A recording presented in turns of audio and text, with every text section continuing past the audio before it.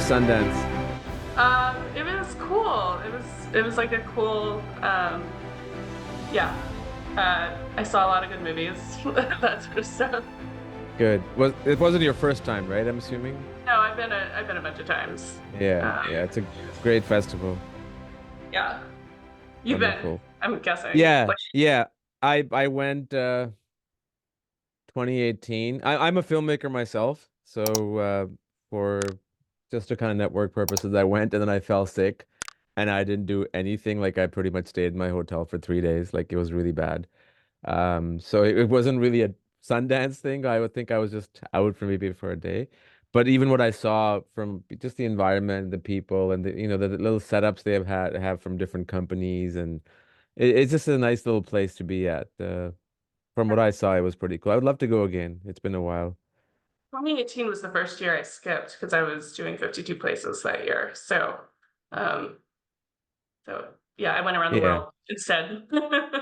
Oh, awesome. That's even better. Well, thank you again for tuning in. I got your book here. Great book. And thank you for writing it. I have an interesting story about Oppenheimer. We went to see it with like my wife and I. We saw Barbie, I think, a week before, a few days before, and I was more looking forward to this than Barbie. And I was surprised by Barbie, like a lot of people. And I went to see Oppenheimer, and it did not click. Like rarely a Christopher Nolan movie does not click with me. And I think what did it to me was we went to see it in IMAX, and the screen size kept changing, obviously, because you don't it wasn't entirely filmed in IMAX, and the cuts and the story, and I didn't know anything about the backstory. And then I came and I talked to people, and especially people who are engineers and stuff, and they were raving about. I'm like, did I miss something? Like, what happened? Like, it was such, I just didn't click with me. And then I saw it again, and I understood it a lot more, and I realized why it is, the way it is, and why did people click with it. But the first viewing, yeah, it kind of just threw me off. It didn't click with me at all. But just want to share that context wise.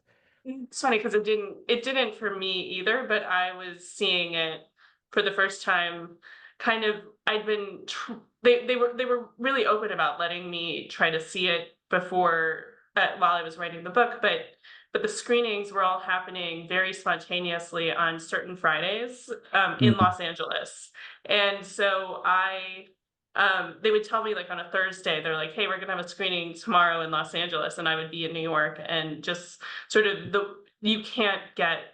It's pretty hard Yeah. to get from New York to Los Angeles Yeah, for yeah. like a 9 a.m. screening in Yeah. time.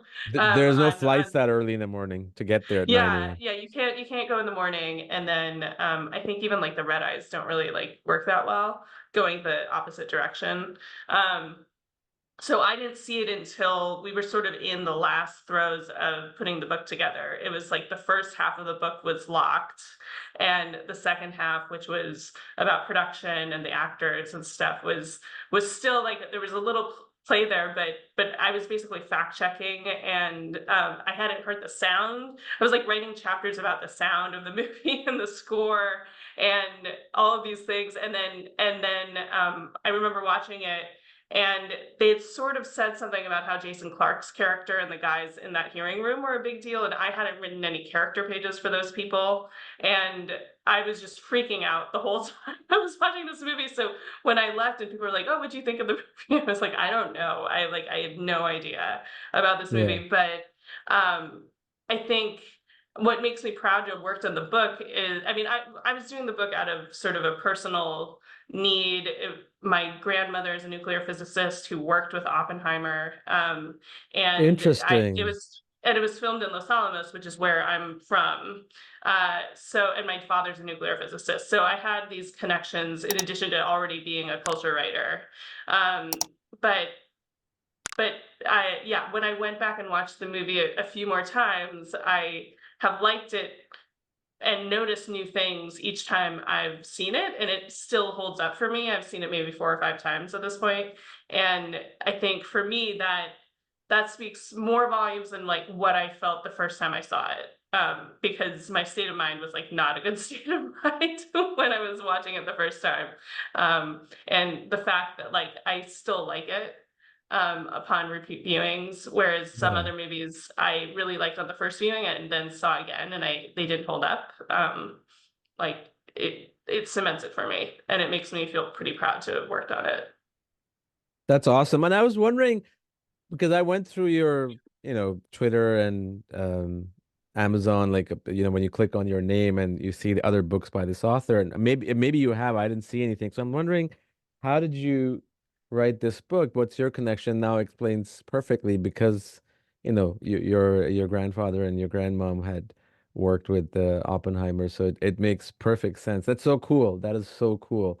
And Just it's my grandma, incredible. but Sorry? I think my grandfather must have known him. So my grandparents are Chinese immigrants, and Right. they met at Berkeley, and it was in the 30s, and so they arrived, and Ernest Lawrence, who is Josh Hartnett's character in the movie. Hmm. He's the guy who's really into experimental physics. He designed the cyclotron, won the Nobel Prize for that. He was basically my grandmother's mentor. So she Wow. arrived, and Lawrence gave her a tour of the cyclotron, and showed her around Berkeley, and she actually switched where she was going to school. She was going to go to the University of Michigan. My grandmother's name is Chen Shengwu. She's actually on a 2021 postage stamp. And she's in the book, in the author's note. I wish I had it to show you, but yeah. So, but yeah, so all of these people who are in this movie are people that she personally knew. And I'm learning a lot more about her. It's sort of this was a launching pad for me to start exploring, maybe writing about her. That And that is I'd written, so awesome. yeah, when she got on the stamp, I wrote a big piece for the Washington Post about her, and that was sort of like a thought in my head that maybe I would write a book about her. But I think that as I go forward, I do it's sort of what I really want to do. I have an appointment today that I have to cancel with the library at Columbia University, which is like going through her archives. Um, so, but I've been doing that every couple weeks. I'll go to the archives and I'll look at things. And I even found a letter from Luis Alvarez, who is he's very briefly in the movie. You know, all the guys in this movie, all 80 characters are all except for one are real people. And so Luis Alvarez was, I think, one of her closest friends. And he's the guy who is getting at the barbershop when the news of fission drops and then he starts running. And it was such a big thing when you're writing the book. You're like, oh, I'm like following this story, and like they had to shut down a street in Pasadena for like a day, and it was this big story of the production, and literally it's like 2 seconds in the movie. Yeah. Yeah. Which is, I guess, what you learn is that I spent all this time writing about these like dilemmas that they were having and all these things that they really show up for about like 3 minutes most in the film. Of course, that's the way it is. But that is so cool. I'm so glad we're talking because that personal connection is just something completely different. I mean, this is a great book, but that defines it way more. I wonder because my I go to California, and I know a few people in the startup, and they're very successful, and they've been engineers. Majority of the people, I shouldn't say majority, a good chunk of people that I have met in startup business who are very successful, they used to be engineers, and one of them I know, he wrote a thesis paper on Oppenheimer. So he was very, very excited when the film came out, and he and I had this conversation where he's like, "It's a great movie," and I'm like, "Really? Did I miss something?" So he probably even knows your grandma, or at least heard of her because of the fact that he wrote a thesis. I'm sure he had gone through some research and trying to learn. I'll ask him. I'll ask him. That's cool. That's awesome. So, what threw you off most about the movie when you first saw it? A lot of things. So being a director myself, I mean, it comes with it comes with the territory where you're always trying to judge things, but most of the time I try to just, distance myself. But I think the biggest thing was because A, I didn't know anything about Oppenheimer other than the guy who built the nuclear bomb. Right? That's the only thing, right? But A for me was too many characters, too many fast cuts, which was necessary, and it just threw me off. And the music was, as far as I remember, it was there from the beginning till the end, and that threw me off too. I don't know what it was. And I think if I had known about Oppenheimer a bit more, um, I would have enjoyed it more because I know director's life more. And if I like, Spielberg made a movie about Fablemans. I mean, I knew every single thing about that movie that was going to happen that happened but I enjoyed it because I knew it. But if I had not, I wonder if I had. And it was very technical too. And then that, there are some scenes, well, Jason Clarke scene you mentioned. I mean, I thought he had the most hardest role sitting in that chair for the entire freaking film. Like all of his scenes were in that room. And then they would have all these things that come out of nowhere, you know, um, nudity and all that. And that just threw me off. I'm like, what is going on? So it was a combination of things. And I think maybe I was not in the right space of mind at the time and not knowing about Oppenheimer at all. Maybe that did it. Then and then when you watched it again, did you only appreciate it or do you like it? I liked it. And I think it's similar what happened with me on 2001 Space Odyssey. When the first time you see it, you're like, holy crap. Because if I had seen it in 1969, I would have appreciated it way more because of even the visual effects and the sound design for today is really up there, right? But it was like dragging, and then I saw it second time. I'm like, okay, I'm wondering why is everybody talking about this film? And it took me 5 viewings to understand that film to a certain degree. So I think it's about that value of something that you appreciate after multiple viewings, and it's that's called timeless, right? And if you like something the first time, like if you go watch Independence Day and you're like, holy crap, it has some visual effects, but then who remembers the characters? You don't. So I think that's what you just said too, the timeless thing, because you remember those kind of things Yeah. more. I find like Nolan movies I'm able to watch again and again and sort of appreciate them and like find new things that I like and that or that I forgot the first time. Yeah. And I really appreciate that. I think Mulholland Drive is another movie that I sort of appreciated a lot. Like I really liked it when I first saw it, but I still can watch that movie again and again and sort of reappreciate it. And The Last Picture Show is sort of my favorite movie of all time, and that one it's always interesting to me. Like it's always I just remember showing it to a friend in college and she was like, I never know what's gonna happen in this movie. It's just like I never she's like, I think something's gonna happen and then something completely different happens. It's always like completely surprising. Um Yeah. Yeah, yeah. no, that's so true. Tell me how let's talk about the book a little bit. I mean, you kind of already gave me the answer about the context, how you got onto it. Obviously, that's the answer that you probably got commissioned and you showed interest because of that personal connection. But when did you start Opposite. writing the? So, oh, it was the opposite. See, well, it was I mean, they didn't know about me. Like, Christopher Oh, Nolan did doesn't I? know didn't he had no idea who I was.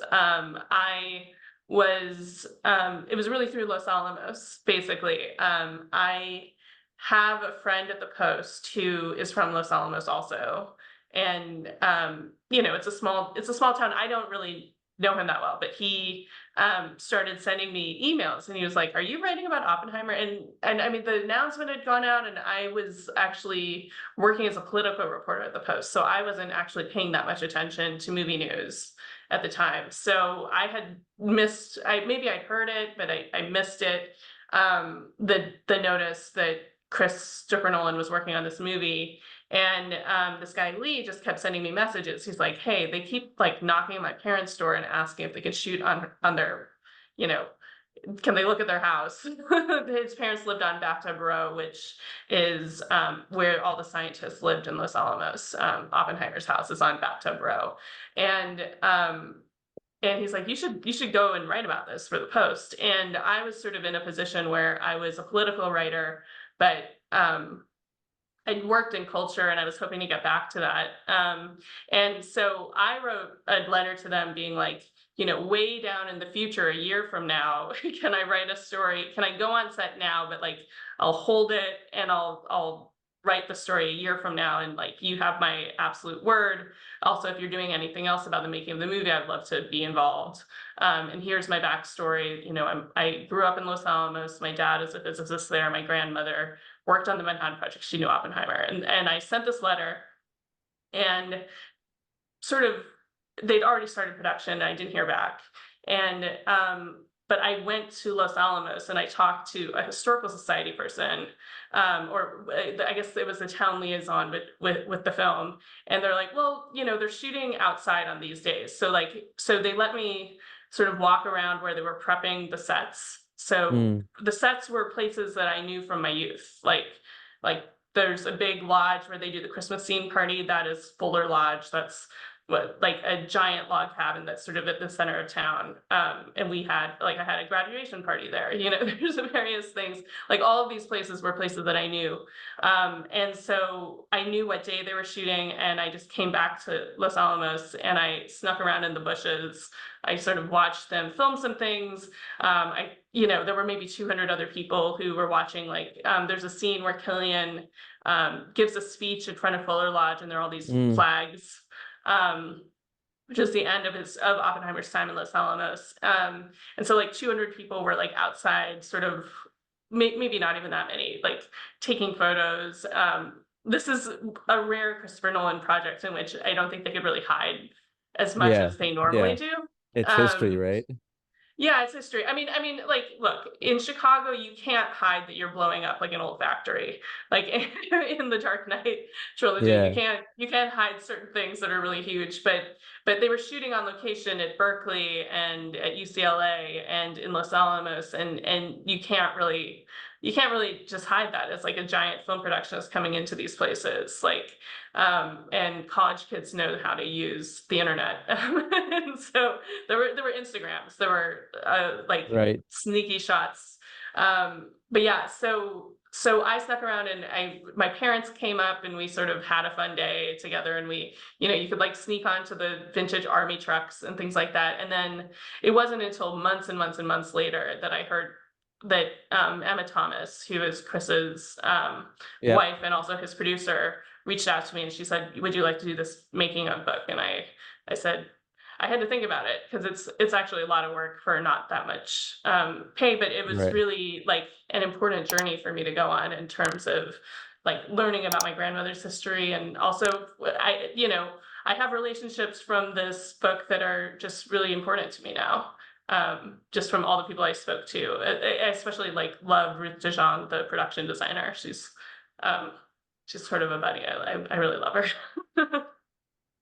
That is so cool. I'm just so thrilled that we're talking about this more than the book, which is fine because again, it's just those personal things, right? Like that's what defines us.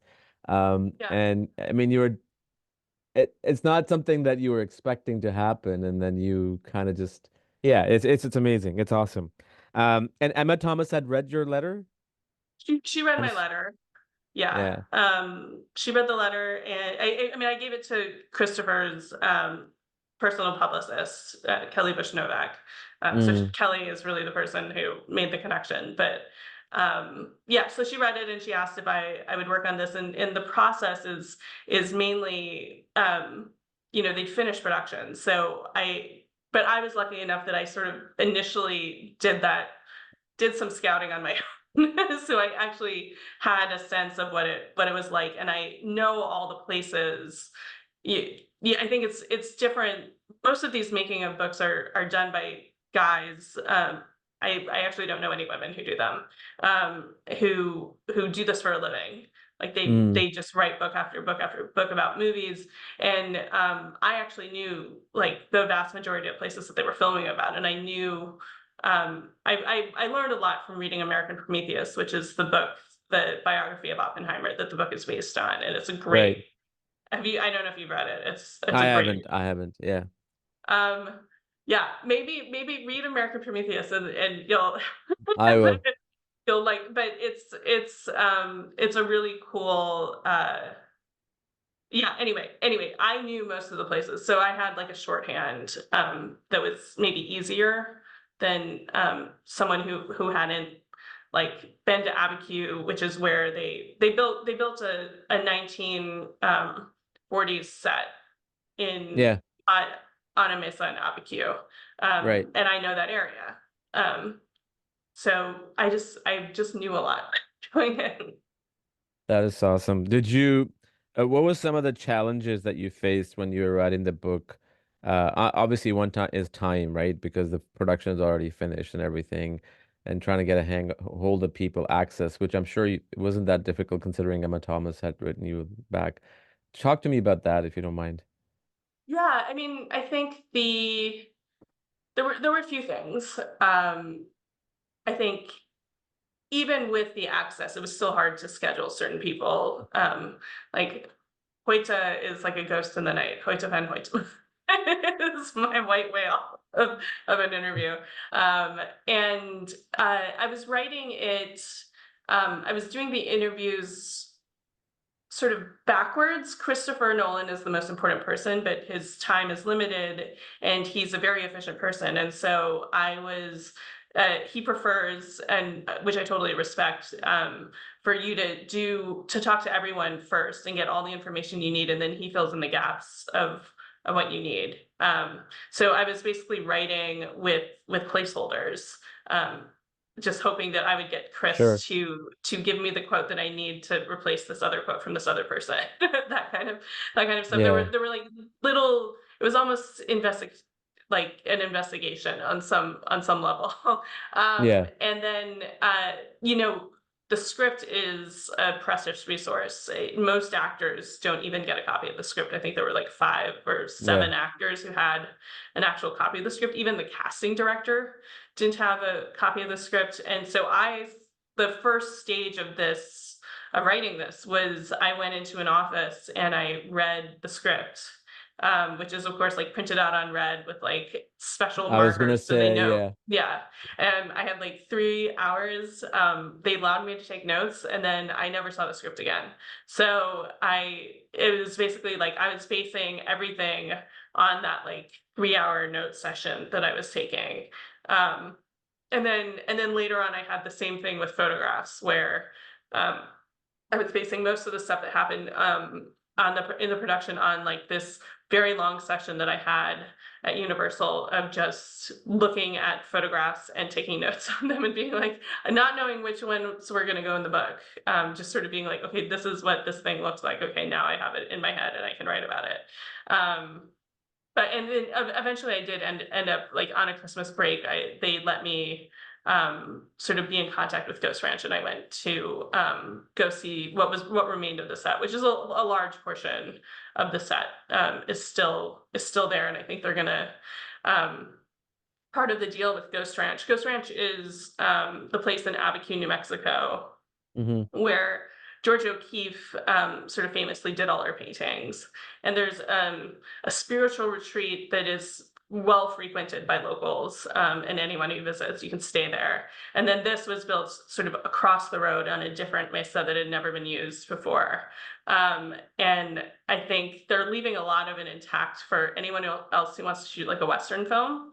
And also, so they removed anything that was sort of that screamed Los Alamos National Laboratory. And they also, and Manhattan Project, and they also, I think maybe you can do a wedding there.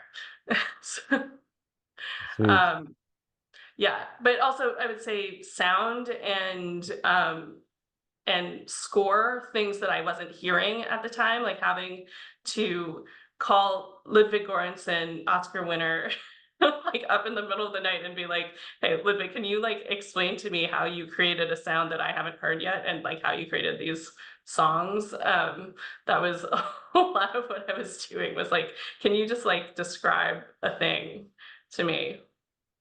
Um, but Wow. he was great. He was great. Yeah. It's interesting you talked about, you know, and rightfully so because of his time. He wanted Christopher Nolan wanted you to interview everybody else and then him at the end. That must be really hard because I know when I've made feature documentaries, the right way to start is start with a protagonist. and figure out what his or her story is. And then you kind of figure out where it's going and you speak to the people that are connected to that. So that must have been interesting going the reverse way. Was it easy or was it challenging?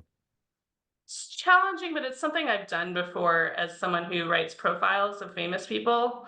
Mm, You know, I sort of I went through this with like a profile I did of Jon Stewart fairly recently, which was just like it's a profile of Jon Stewart, and I just couldn't get it scheduled until a week before it needed to be turned in, and so we were on that kind of deadline crunch. What do you do when you have 3 weeks before your main subject is willing to speak to you? You have to just go and do all your secondary interviews yeah. afterwards. Do your secondaries interviews ahead of time. And I felt bad because I ended up, I was like so nervous I wasn't going to get Jon Stewart that I did like 20 interviews Yeah. and Yeah. half of these famous people like are are on the cutting room floor.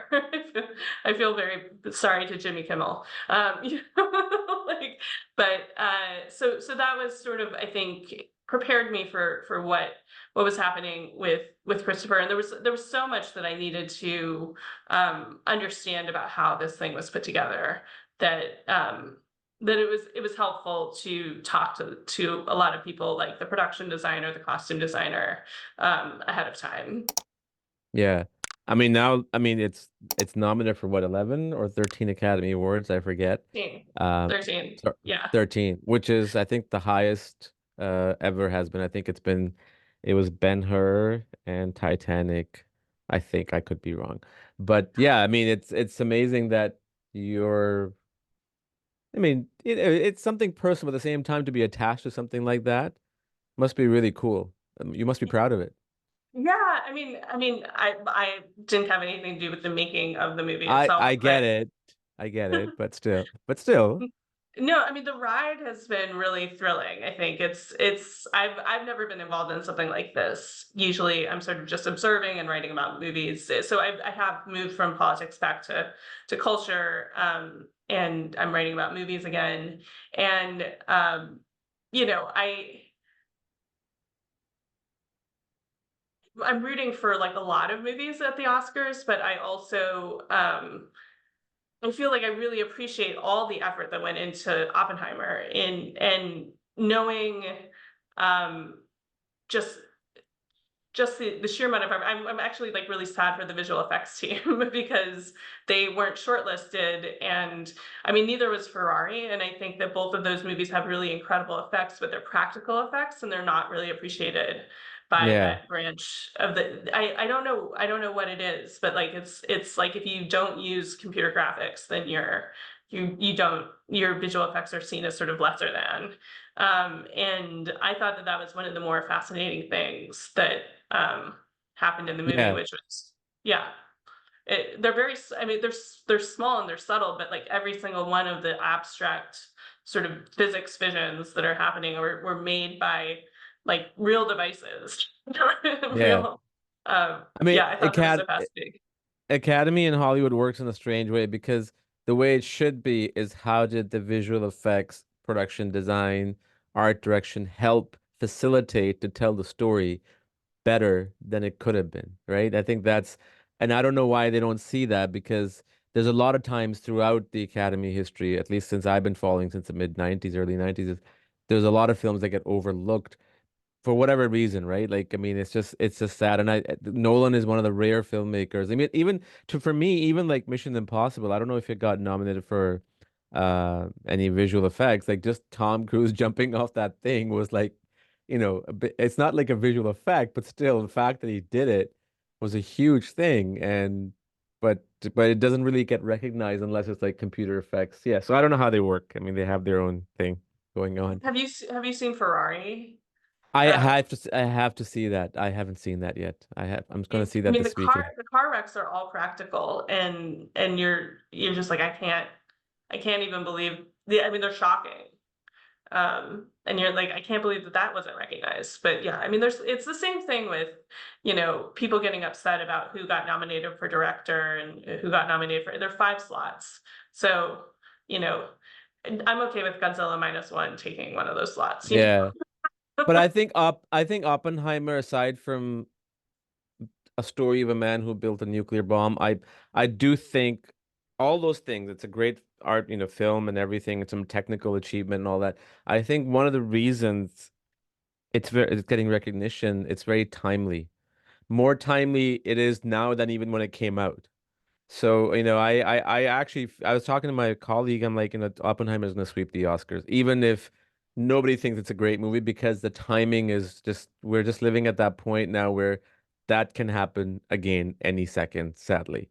So that's what's going on its favor, whether it's a good thing or not. Yeah, I don't think it's a good thing I'm timeline, just but saying. I mean, conversation is a good thing. I think the conversation Yeah. of over sort of what we brought with nuclear weapons and whether or not they can ever, we have this whole arsenal of things that like the whole point is like we're never going to use them, but also if we did use a single one of them, it would start to destroy the world. Um, but and it's something that growing up in Los Alamos, I obviously like I've thought about nuclear weapons my whole life and like the fact that we just have a giant bunker of them underneath the town where I Yeah. lived. That was sort of a joke when we were growing up, was oh, do you glow at night? um, that sort of thing. Is everyone there green? Yeah. Yeah, but one of the interesting things was that production actually started, and then 2 days later Russia invaded Ukraine. So they were Oh, so they were filming this right as you know and I think like a few days later Putin started threatening the use of their nuclear arsenal, and so they were filming this in the shadow of that threat, and Nolan had said that one of his sons had been like, well, dad, I don't know that this is like an incredibly relevant story for people in my age. you know, Christopher Nolan comes from the age where I think maybe they did nuclear bomb drills. He's yep. probably in our age range. And then I don't remember nuclear bomb drills, but he was living in England at the time and Chicago. Uh, and then I think the news of Ukraine sort of made his son sort of realize why it was important. And then it's just funny because now we're not even really talking about that war as much, but we're talking about another war that's happening that is also Yeah. equally terrifying and horrible. Yeah. And I think the thing with nuclear bombs is, right, the question is that, is it better for every nation to have a nuclear bomb, or is it better to have, one or two, because do they keep each other in check?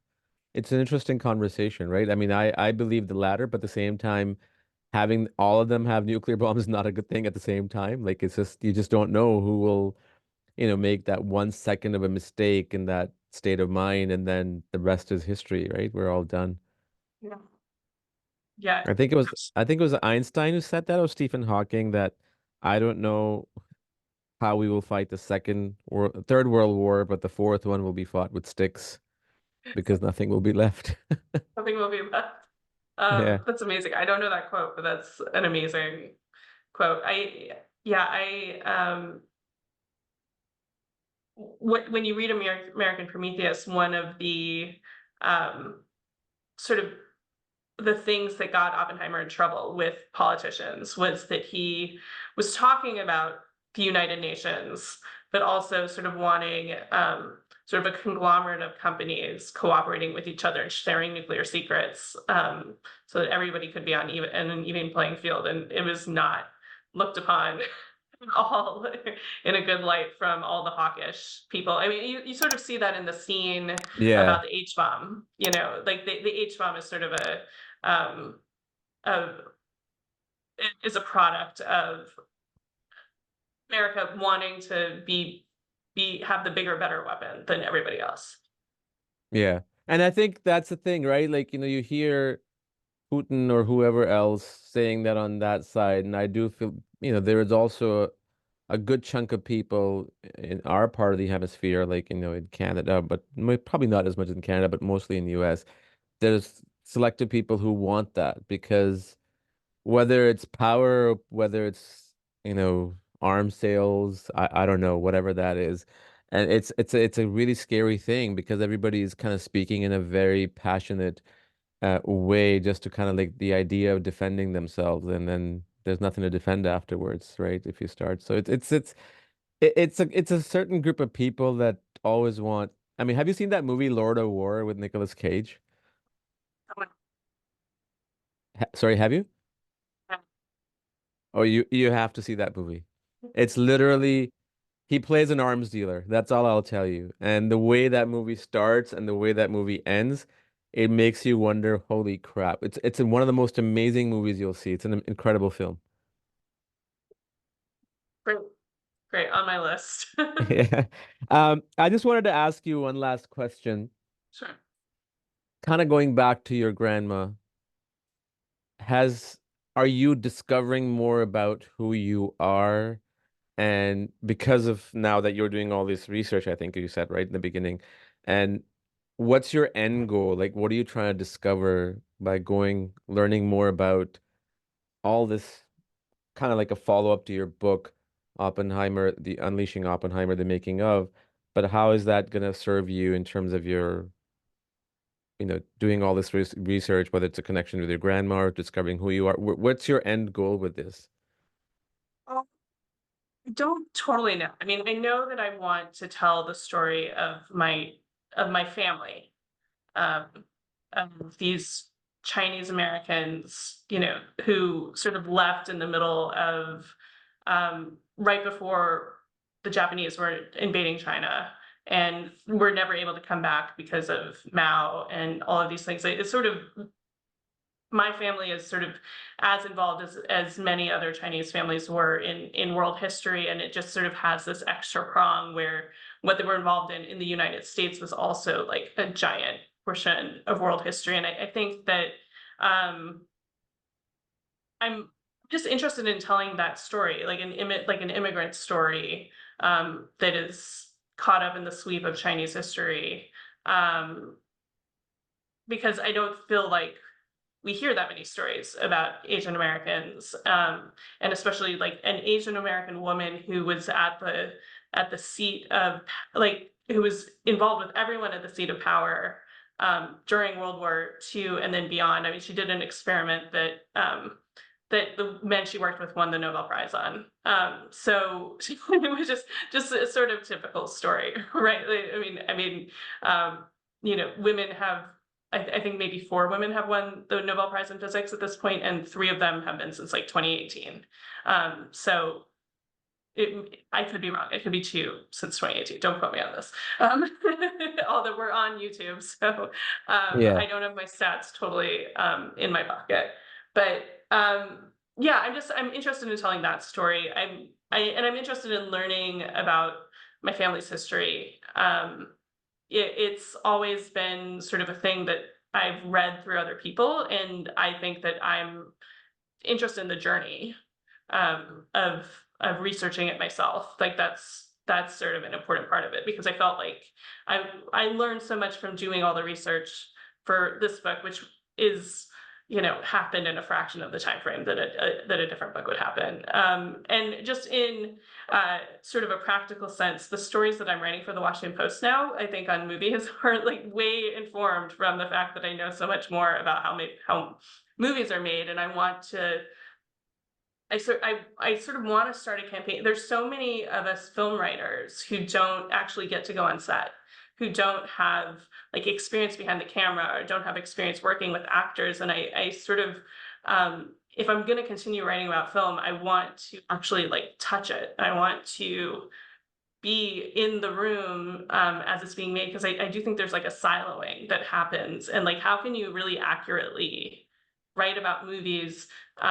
Even if you're just learning from them, you go to a film class at NYU and you watch a bunch of movies, and like that is all part of the education. But like really, like being in the muck of making things, I think is important, and I think it's just sort of started that thirst for me to actually be around the process, even though it is incredibly boring. I've been on movie sets, like there's a lot of starting and stopping. Yeah, well, when you compare it to a finished product, yeah, I mean it is. But having what you just said, you can learn something in film school, you can learn something in what by watching movies, but whether it's a small set, a big set, a feature narrative, a feature documentary, whatever, you learn so much on the set. I mean, I think the biggest thing that you learn is just the idea of being on your toes all the time. And, I like just being a ninja with eyes in the back of your head and thinking about 20,000 things without thinking about them. And that's something that you learn very, very quickly. And when you learn that, I think this is just my view, at least for me, it works. Y- When you learn to figure out that skill, everything else that you would learn will become a little bit easier because you know how to kind of just manage everything, at least as a director. That's what I feel. But how old is your grandma, if you don't mind me asking? She passed. She passed Oh, when she I passed. was, Okay. yeah, she passed when I was 19, I so would a while love ago. to read more about her. Is there some I material? would too. It's sad because I wish I'd had this urge, 20 years ago, when more people were alive to be able to talk about her. Um, but you work with what you have. Is there any archival footage in like some libraries of some oral interview of her or her colleagues, or have you discovered anything like that? Yeah, I mean, I think finding her colleagues is going to be really hard. Like they're all almost 100 years old if they're still alive. Yeah. But the yeah, I mean, it's interesting. Like she had kids older, like my parents had kids older, so it's sort of I think it's going to be sort of an interesting thing, just in general with how much older people are having kids. Like go when you finally get old enough to be able to look back at your family history, like Yeah. will people be around to tell you the story, and how can we encourage people to so that's a little bit of what I want to try to get at when I write about her. And when I wrote this article about the Washington Post, it's like start inquiring sooner, start recording your parents, like interview your family as soon as you possibly can, and just try to get as much information on the record, like in a video camera, on your phone, like whatever you can to try to document your family. So that's part of it. What was the question? It was about, are there archival? There's so much like archival stuff because she's incredibly famous in China. There are museums dedicated to her. There's Columbia has a whole set of archives, which is where she taught at Columbia University in New York. She also taught at Princeton. So there are archives. There is a woman who's trying to write a biography of her, and we're maybe cooperating or maybe we're racing against each other. I don't know at this point. But there's plenty of written material. It's just sort of like being able to capture the person, and who is a person who is sort of fixed in my memory and also faded from my memory. Um, Yeah. you know, No, I and we get were that. And talking about dads, right? Like my dad is like really hard to talk to about this. yeah, like my dad served 30 years in the military, and to this day, he fought two wars, never talked about them. Mhm. Never to and that's the thing with a lot of veterans, like even here, like people just don't like to revisit that. And I understand that. Like anything like that, like even if you were not in the military and you have some sort of traumatic experience, you just don't want to revisit it because it will just bring back a can of worms with it that you probably would not be able to get rid of. Yeah. This has been awesome. It's probably one of my best conversations after Oh, like over 100 episodes. It was very different because it was very personal. Like you just kind of dived into something that, a lot of people don't. And I really appreciated that. And my appreciation for this film has kind of gone up now because of this conversation.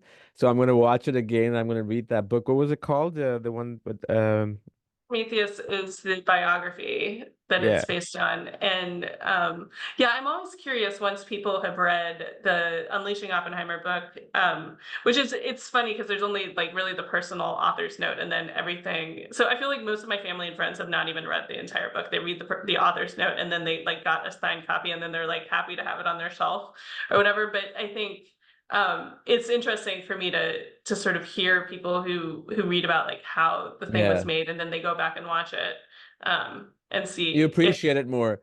You appreciate it more.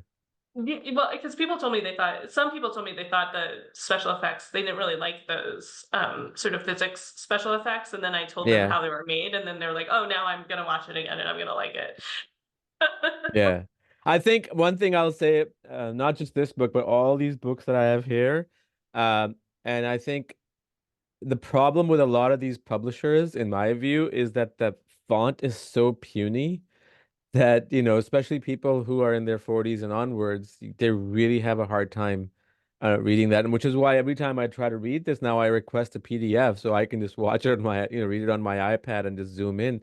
I just wish there was another way because these are great books visually and great stories, but I think for the older generation, it becomes a little bit difficult to read, such small fonts. But that's just the way it is. I understand that and I respect that. Well, also, this one is, I think, longer than any of the other ones Yeah. they've done. And we were trying to squeeze a lot of information into. So Yeah. that's the hazard of hiring someone who actually like cares about the material so much, so that Yeah. you actually get a lot 100%. more book. Yeah, so I think we were trying to squeeze a lot, and then there's just giant pictures. It's giant pictures and tiny words. Which is awesome. Which is awesome. Listen, Jada, this has been great. Let's talk more. Let's Please. chat, and then we'll just take it one day at a time. Thank you so All right. much for coming on. I appreciate it. Yeah, thank you so much for having me. Really appreciate it. Pleasure. Take care. Bye bye. Bye. I hope you enjoyed this episode. Thank you so much for watching and listening. Don't forget to subscribe, like, share, and comment. And do come back for another episode. Until then, have a great day.